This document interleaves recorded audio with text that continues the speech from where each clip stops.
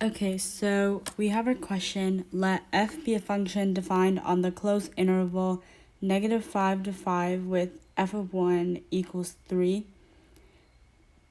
The graph of f prime, the derivative of f, consists of two semicircles and two line segments as shown below. So our first question is, find all values x at which f has a relative maximum and justify. So f has a relative maximum when f prime is equal to 0, or when it does not exist, and it changes signs from positive to negative. So those are the criterias.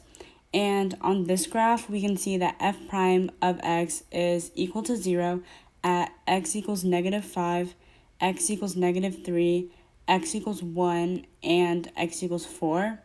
And now we have to determine where f prime of x changes signs from positive to negative, and this only happens at x equals 3 and x equals -4 out of the 4 points. And so therefore f of x has a relative maximum at x equals -3 and x equals -4. And so for B, find all values at which the graph f has a point of inflection and justify your answer. So f of x has a point of inflection whenever f double prime is equal to 0, or when it does not exist, and it also occurs when f double prime of x is changing signs.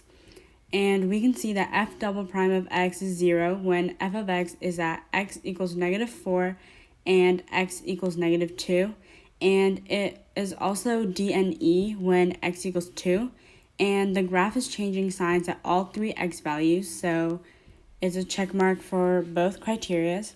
And so f has points of inflection at x equals -4, x equals -2, and x equals 2.